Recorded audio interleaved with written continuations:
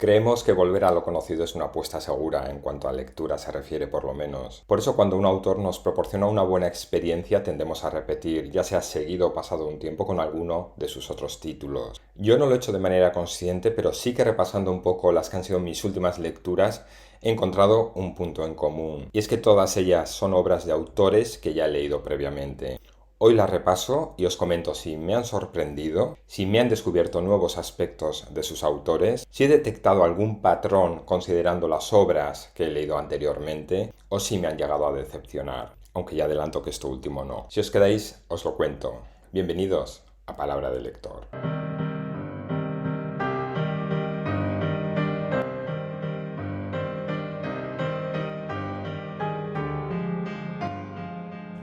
He leído que Yves Linguaux, además de ser políticamente incorrecto, era un hombre de agrio carácter, antipático, snob y maleducado, entre otras lindezas que me ahorro. Por eso puede resultar chocante que alguien al que describen así pueda ser el autor de una obra tan delicada, sutil y espléndida y que refleja tanta belleza y atención a los detalles como Retorno a Brideshead. Voy a dejar por aquí en algún lado las cubiertas de los libros que voy mencionando porque no estoy en mi casa y no tengo los libros a mano ahora mismo. Retorno a Brideshead es una novela que yo leí que me encantó, una novela que hablo en el vídeo que dejaré por aquí. Y quizás por eso se llegó a escribir sobre él, que era fácil de admirar, pero no tanto de amar. En esta novela, que es de su época más madura, podemos encontrar en rasgos generales una historia de amor entre su protagonista Charles Ryder y una familia aristocrática en decadencia. Aquí hay mucho drama, alcoholismo, insinuaciones a la homosexualidad, debate religioso, fatalidad, en fin, lo que parece ser los ingredientes de la propia vida de Yves Linguaux. Me encantó Retorno a Brideshead, por eso hace poco, cuando en una librería me topé con este libro de aquí, decidí que podía ser buena idea revisitar al autor. ¿Y qué es lo que me encontré? Bueno, pues yo que venía con unas expectativas muy altas, lo primero que descubrí es que esto no es esto. Un puñado de polvo es una novela bastante anterior y se nota en el estilo del autor. Obviamente el estilo es más sencillo, la trama menos complicada y el enfoque menos pretencioso también. Aunque también reconozco que yo cometí el error de prejuzgarla. Cuando iba leídas alrededor de 50 páginas, paré y consideré que quizás era una novela demasiado simplona, que no era realmente lo que yo pensaba que me podía encontrar en ella. Aún así, como es una novela fácil de leer, es medianamente entretenida, seguí leyéndola. En esta novela se nos muestran unos personajes muy ingleses que se mueven entre Londres y la campiña inglesa, donde hay cacerías, reuniones sociales, fiestas, cenas en clubs privados, vamos, nada que no hayamos conocido en otras novelas,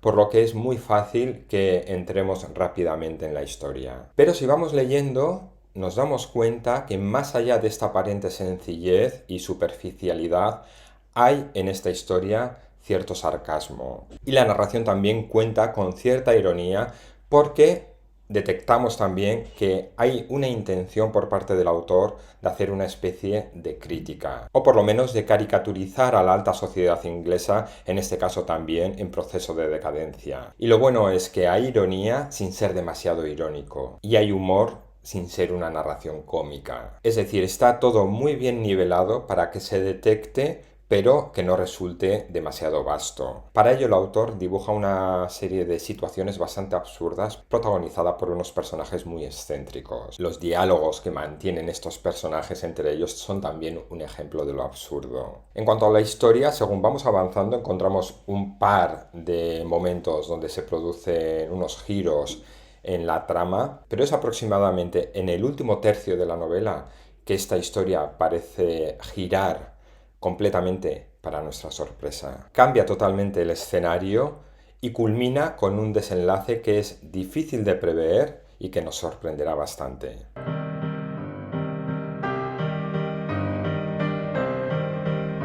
De Hermann Hesse también se dice que tenía una personalidad difícil. Su adolescencia fue complicada, llena de problemas y contradicciones. Fue expulsado de colegios y trabajos y aunque parecía no centrarse en nada, sí que encontró una vía de escape en la lectura. Leía literatura alemana, filosofía e historia del arte. Y pronto comenzó a sentir cierta inclinación hacia la escritura. Y fue la escritura lo que utilizó como medio de cuestionar e interpretar al ser humano y quizás afrontar así sus propias crisis existenciales. Si algo caracteriza su obra es que está compuesta por novelas que no se cierran a una única interpretación, que permiten distintas lecturas porque una cosa es lo que nos cuenta y otra cosa es lo que simboliza. Yo de Hermann Hesse leí Demian, el lobo estepario y Siddhartha. Comencé con el juego de los Avalorios, que es una novela que me recomendasteis por aquí. Lo que pasa que no acabé con ella, la dejé pausada, pero la retomaré en breve porque, por lo que me habéis contado, es una de sus grandes novelas también. Y estoy seguro de que merecerá mucho la pena leerla. Pero esta vez he vuelto al autor a través de otro de sus títulos,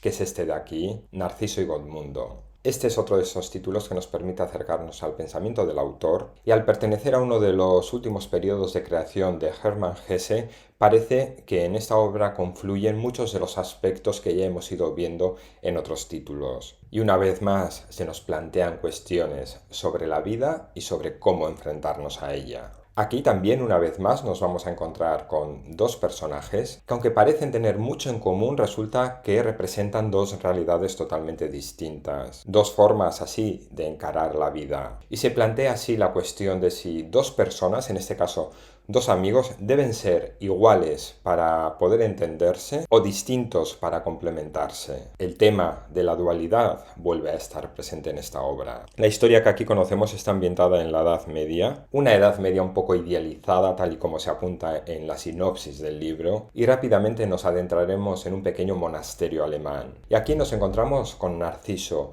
que aunque es un monje muy joven y aunque oficialmente no es profesor, porque casi es de la misma edad que los jóvenes que asisten a sus clases, dada su inteligencia y brillantez, sí que ejerce de ayudante del profesor. A Narciso se le describe como bello, apuesto, distinguido, inteligente, intelectualmente superior a los demás jóvenes que le rodean, reflexivo y con una voz serena y cautivadora, moreno y de ojos negros. A ese monasterio llega un día otro joven, acompañado de su padre y con la intención de ingresar en esta congregación y permanecer aquí y dedicarse a la vida monacal el resto de su vida. Godmundo es descrito como un chico, en este caso rubio, caballeroso, pero con alma infantil, brillante, también inteligente, soñador, lleno de vitalidad y con una gracia cautivadora. Y es que tanto Godmundo como Narciso son dos jóvenes de naturalezas extraordinarias, fuertes pero muy distintas. Estas cualidades les hacen destacar entre el resto de estudiantes, les hace ganarse la gracia de ellos, pero también ciertas antipatías. Pero entre ellos conectan muy bien y Godmundo quiere aprender todo lo que sabe Narciso. Quiere llegar a ser un estudioso y erudito,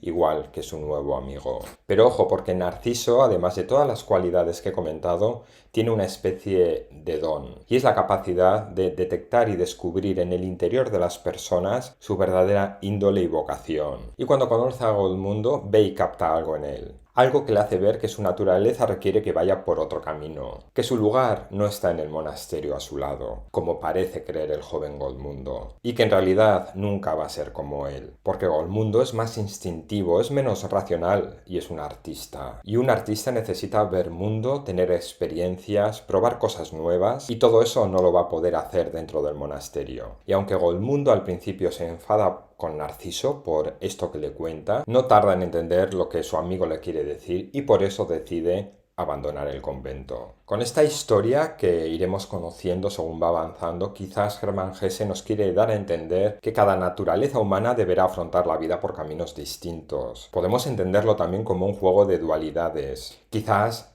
todos, en mayor o menor medida, tengamos algo de estos dos personajes en nosotros mismos. Quizás el propio Hermann Hesse sea Godmundo y sea Narciso a la vez. En fin, es este un título muy curioso y que va por la línea de Demian y algún otro de los títulos del autor.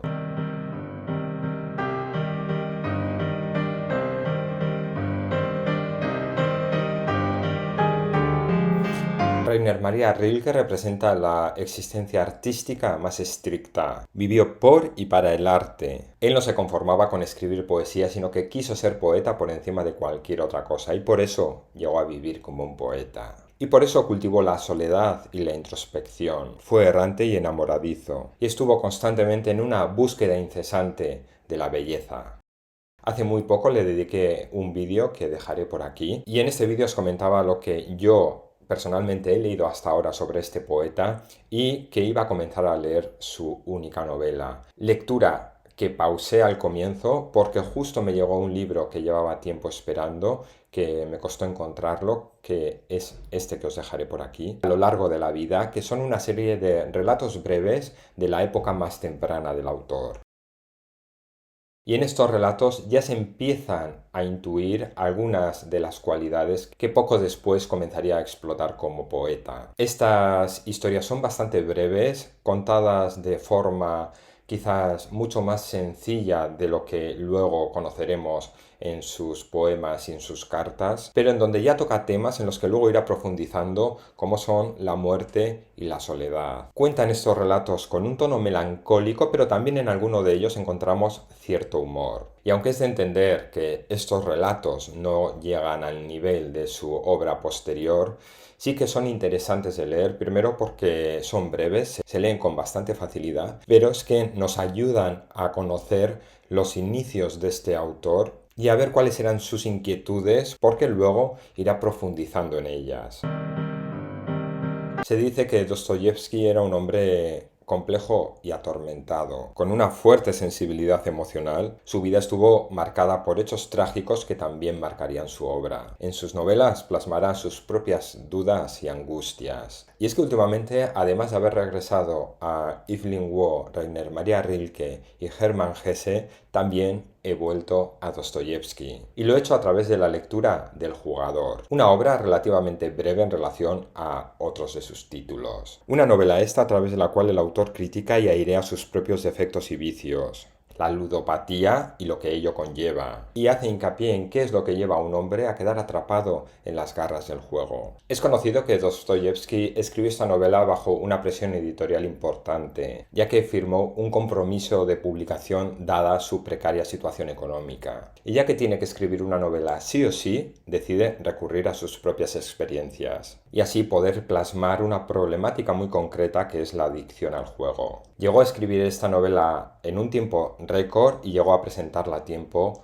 para no romper el compromiso editorial que había adquirido. ¿Y qué nos encontramos en ella? ¿Se nota la premura con la que fue escrita o sigue siendo una novela sobresaliente? Bueno, pues yo no soy tan entendido en el autor como para valorarlo, pero sí que creo que el hecho de escribir sobre una problemática que él ha vivido en sus propias carnes dota esta historia de mucha precisión y mucha veracidad. El protagonista de esta novela será el narrador que nos habla en primera persona. Él es el tutor de los hijos de un general viudo que, a pesar del nivel de vida que mantiene, pronto vemos que se encuentra en apuros económicos. Y esto es importante porque el dinero, la necesidad de dinero, será el motor de esta trama. Y aquí se une el juego como un medio de conseguir este dinero. Y es que tanto el tutor de los niños, el general y toda la familia y su séquito están instalados en un hotel de lujo en una ciudad alemana donde las ruletas, el juego y los casinos están muy presentes. También hay de trasfondo una historia de amor. Este joven está enamorado de la hijastra del general y está dispuesto a hacer cualquier cosa que le pida con tal de complacerla. De hecho, tiene su primer contacto con el juego por hacer un favor a esta chica, quien le presta una cantidad de dinero y le pide que se lo juegue para, con un poco de suerte, poder aumentarla. Y digamos que así vamos viendo cómo este joven va entrando en el mundo de la ruleta y el juego hasta tal punto de llegar a convertirse en todo un ludópata. Vemos que cuando uno es ludópata, todas las demás motivaciones quedan de lado y solo está presente el ansia de jugar.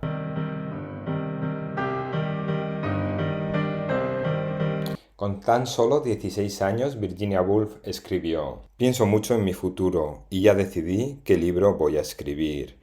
¿Cómo voy a darle nueva forma a la novela y a capturar miles de cosas ahora fugaces, a englobar la totalidad y a moldear infinitas figuras extrañas?". Pese a su temprana edad, parecía tener claro que su cometido era revolucionar el mundo literario. Y vaya se lo hizo. Muestra de ello lo encontramos en algunos de los títulos que yo por lo menos he leído, como Alfaro, La señora Dalloway, Flash, Orlando, Una habitación propia. Y ahora estos títulos en mi bagaje lector voy a sumar otro más, ya que estoy en plena lectura, y este sí que lo tengo aquí, de Las olas. Esto es uno de los títulos más emblemáticos de Virginia Woolf. Dicen que uno de los más complejos. Yo no voy a comentar ahora mucho porque me queda todavía un poco para terminarla, pero sí decir que es una obra que me ha sorprendido bastante, que la he leído poco a poco porque no he tenido mucho tiempo y porque parece que el propio ritmo de la novela nos lleva a ir leyéndola a un ritmo más pausado, prestando bastante atención a lo que vamos leyendo. Porque al igual que en otras novelas de Virginia Woolf, aquí también hay mucho donde rascar. Así a nivel general lo que hacemos aquí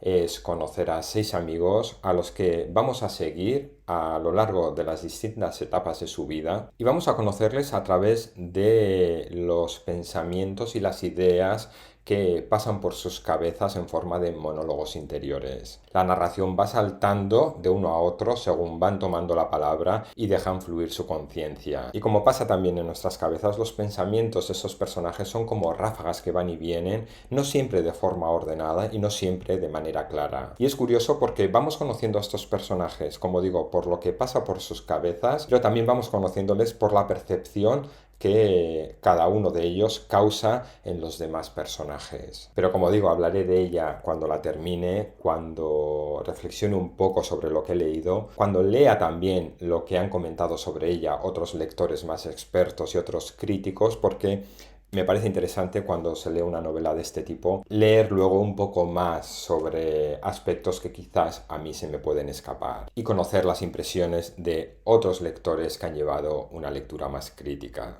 Y no es esta la única lectura que estoy llevando a cabo ahora mismo porque la estoy compaginando con este título de Stephen King que acabo de empezar a leer, Una larga marcha, otro autor al que también retorno, pero de esta también os hablaré más en profundidad cuando la termine. Y nada más, hasta aquí el vídeo de hoy, un vídeo donde os muestro una serie de lecturas que he llevado a cabo en los últimos meses y que tienen en común, como digo, que todas ellas han sido escritas por autores a los que ya he leído previamente. Contadme vosotros en comentarios, ¿recurrís también a autores de confianza? Llegados a este punto, como siempre, gracias por haberme acompañado durante estos minutos. Nos volvemos a ver en un próximo vídeo donde también hablaremos de libros. Hasta entonces espero que disfrutéis de vuestras lecturas.